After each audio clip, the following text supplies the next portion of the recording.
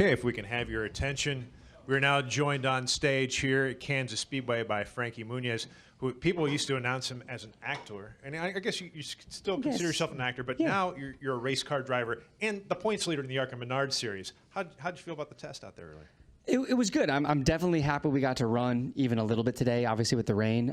We had a lot of gremlins pop up, so we didn't get to run nearly as much as we wanted to. We had some electrical issues, starter went out, had an insanely bad vibration that we're still trying to figure out what it could have been. But no, good to see the track. I think I ended up 8th quickest, so got some room to improve, but you know, I can go to sleep knowing what I felt and hopefully improve tomorrow. Fantastic. We'll open the floor for questions. If you have a question, raise your hand. We'll get a wireless microphone to you. We'll start with Dave.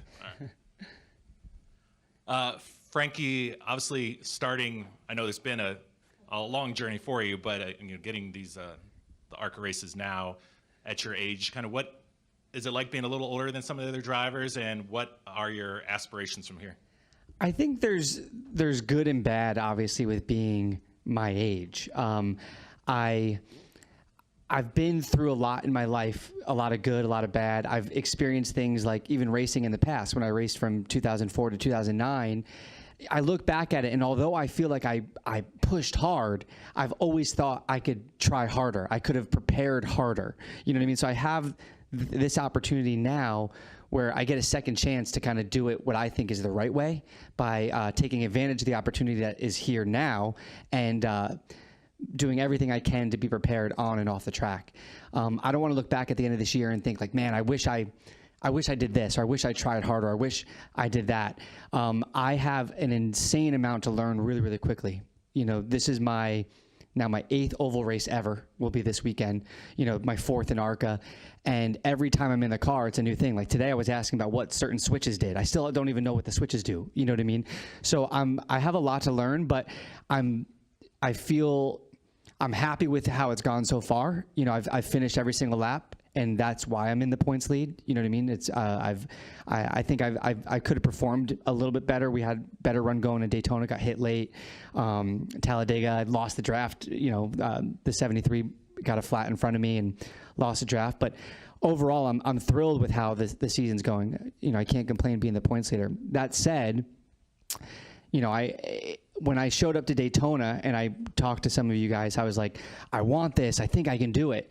And now I feel like when I show up here that I can do it. I do belong in this series and I can be competitive. So it's a cool thing as far as confidence goes entering the race weekend and being here, that I'm not where I don't belong. Because that did pop up in my mind a lot before the season started, and me thinking like, did I jump off the deep end? Like, should I have done late model? Should I have done more before I got here? And I don't have the time to do that. So with my age, I know I want to make it to the highest level. I want to be a cup driver. You know what I mean?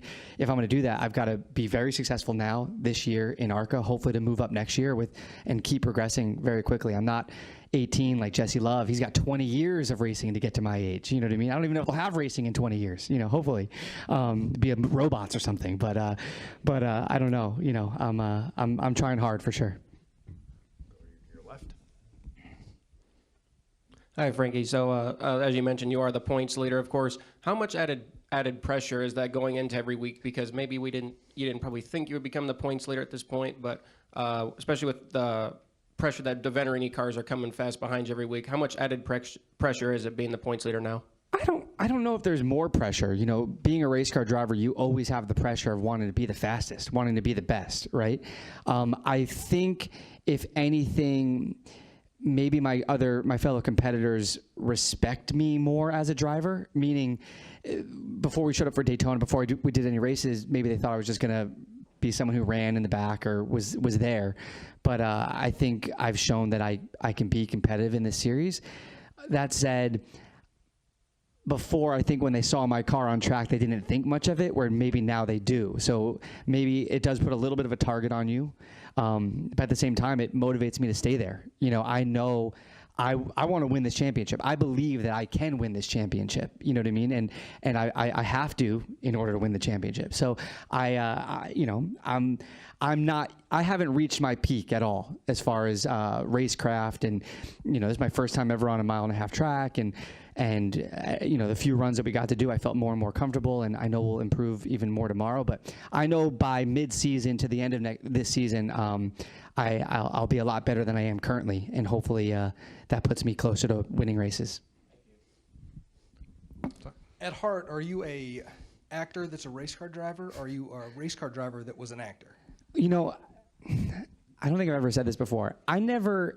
I love my past, so don't take this the wrong way. I love that I was an actor. I love everything I've gotten to do, but I never said that I wanted to be an actor, right? When I grew up, I started acting when I was 8, but I also played football, and I played basketball, and I played, and I did all these other things, and I wanted to be a garbage man, to be honest.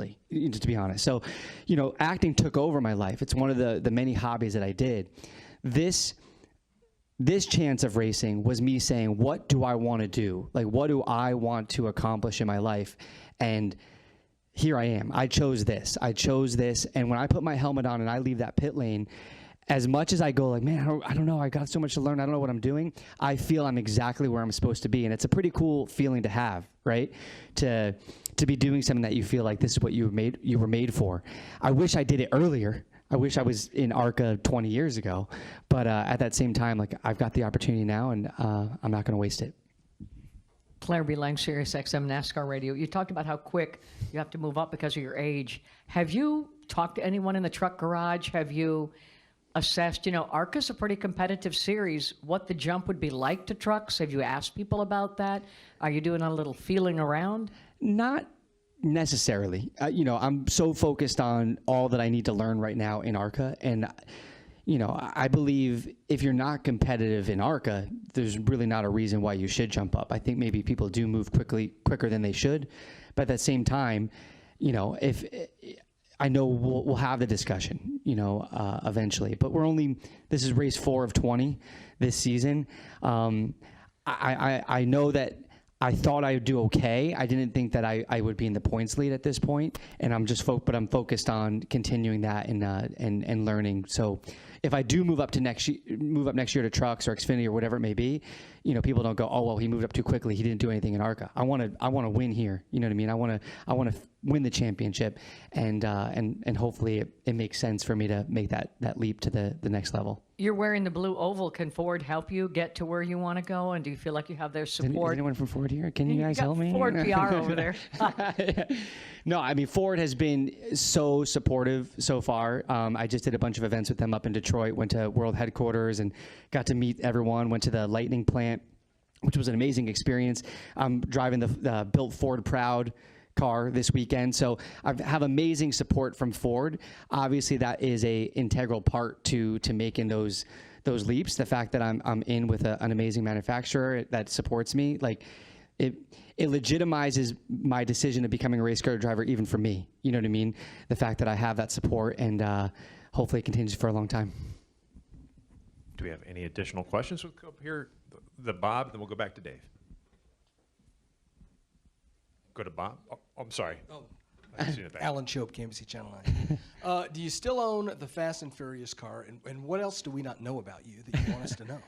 Oh man, no, I actually sold that car probably in 2014, and then I bought it back because I felt bad because it was my first car I ever bought, and I was like, why did I sell my first car? Like, that's a cool thing to keep. And then I sold it again because I was like, why did I buy it back? You know what I mean? So no, I don't have that car anymore. Things that people don't know of me, I don't know. I am a very high stress person. You know what I mean? I want to be successful in every single thing I do, and sometimes maybe I put more pressure than I should on myself, like even in my personal life. The way how clean my bathroom is at home, like every aspect of my life is like I want to be the best, and so I'm trying to balance that, right, with being competitive, with wanting to be the best race car driver, but also being like just a normal, nice guy and a good husband and father. It's a balance that I'm trying to work out for sure. Is there any swagger at all being the points leader? I don't know. Like how do I answer this? it feels amazing being the points leader. You know what I mean? The fact that my name, even though we're only 3 races in, is at the top of that list with 64 other names below me. You know what I mean? I definitely screenshotted it and saved it. You know what I mean? Hopefully after this weekend, I'll still be the points leader, and more importantly, hopefully at the end of the year, I'll be the points leader. But no, it makes me feel like I made the right decision. You know, because it could have gone the opposite way, which I think more people expected, right? People, I think, expected me to be a 25th place guy, you know, just kind of running in the back. So there's not pressure because I know that what I'm doing isn't easy. You know what I mean? So if I didn't have the results I've had so far, it would have almost been more expected. But now I want to keep it. But that's just motivating me even more to work harder, to be more prepared, and I don't know. You know, I'm more aware of what the other cars who I'm competing against for the championship, where they are. You know, even today, I've never asked what other people were doing or like where I was losing time. You know what I mean? But I want, if I'm going to beat those guys, I gotta know. I gotta beat them. I gotta know where they're at, or if am I losing it on entry? You know, power down. What am I doing wrong? Because you know, we only get such a short amount of time to get up to speed, and especially with my lack of experience, you know, I got to do it even double time. So no, I don't know. Swagger, it feels cool. I don't know. Everyone coming up and saying, "Oh, points leader at Talladega for the Cup race." I was in the pit lane before the race, and Jeff Gordon came up to me. He's like, "Dude, points leader. Oh, so cool." I talked to him for a while. That's pretty cool. You know what I mean? So yeah, there's definitely some swagger that comes along with it. That's awesome. Dave DeMarco with Fox 4, when you got asked about when you used to be on our station, there was an episode where your character went to the stock car races. Yep. Has anyone ever quoted back to you? I think he said something like, "It's hot, it stinks, T-shirts don't cover their stomachs, and I'm bored out of my mind." And did you actually go to NASCAR or a track for that? And do you think that shaped in any way your interest in the sport? You know, it's funny. I was a big NASCAR fan, obviously, even before that. Like, growing up, I went to races in Charlotte, and I'd gone to the Daytona 500, and just as a fan, I never knew that I would be racing at these racetracks. But we filmed that at Irwindale Speedway, that Malcolm episode. And that same year, I filmed a movie for the Disney Channel called Miracle on Lane 2, and we filmed that at Irwindale Speedway. And my first pro late model race ever was at Irwindale Speedway. So it was weird 20 years later to go back where we filmed and be like on the track, you know, where we filmed. But no, I wouldn't say that episode had anything to do with my want to be a NASCAR driver. Although Malcolm was named after the famous NASCAR driver Rusty Malcolm. So, you know, just makes sense, I guess. Any additional questions? Frankie, thanks for joining us, and good luck tomorrow on the Dawn 150. Thank you so much. I appreciate you guys coming and hang out with me. Awesome.